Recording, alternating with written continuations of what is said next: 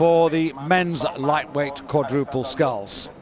Well, this was won by the Italians last year. In fact, they've won it for the last 2 years, and they're represented by 2 of last year's crew who are in lane 5. We'll come to them shortly, but we begin over on the far side with Argentina, who are drawn in lane 1. Well, their women have had much success. What can they do, I wonder? Then in lane 2, Mexico. Another nation to make some progress and get a crew into the final, so that's good news for world rowing.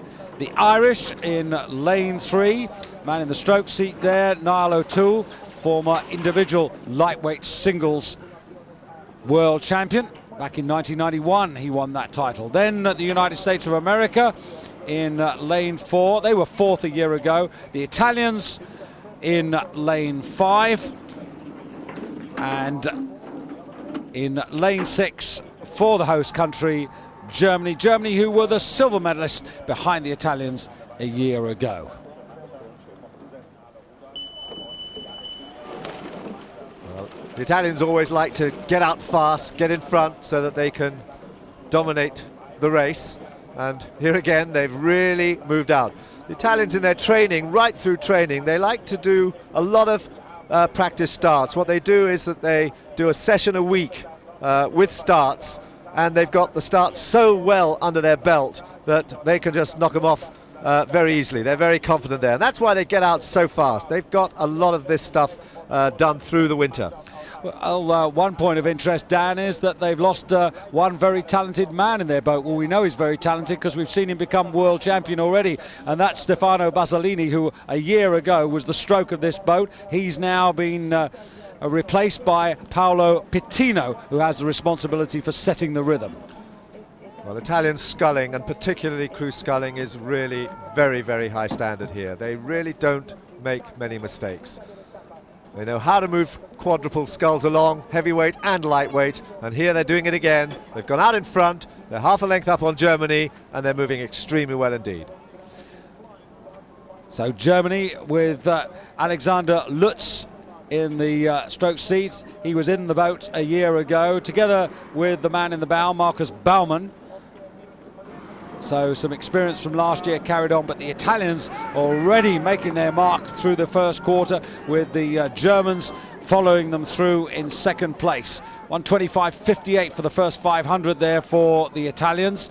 And although I said Paolo Pitino's taken over the stroke seat, he was in the boat last year, and previously he'd won medals in the lightweight quad back as far as 1990 and again in 96, so he knows what this game is all about.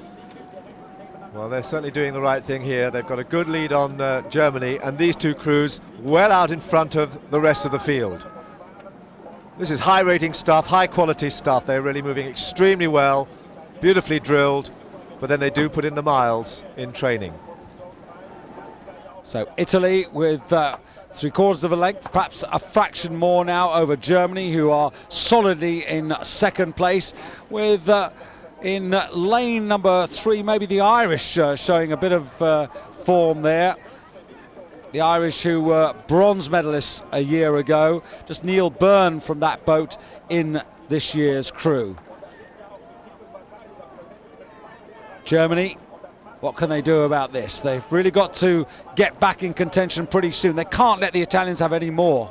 Well, I wonder if they've settled for second place, because they know how fast the Italians are. They just want to make sure they keep everybody else behind them as well. But Italy really moving along well, very horizontal work as always, hard leg drive. Germany, they're not letting them get away, but they're both well clear of the United States and Ireland going through the halfway mark together. Yes, also interesting in the Italian boat in the 3-seat, young man Elia Luini, junior world single sculls champion last year from Varese, just 19 years of age. It just underlines just how much talent the Italians have. Well, this is a familiar sight, isn't it? These white shoulders and blue tops just moving in perfect unison ahead of the field. It's very good sculling. Germany moving well, but still not really quite in the same class. And as you say, Dan, maybe they're not going to risk blowing it all. They're just going to settle for a good silver medal. and not run the risk of doing anything extravagant which could cost them dear towards the end of the race. But you can see the Italians now clear water over the Germans, who in turn, I have to say now, look pretty solid ahead of the rest, who are scrapping for bronze.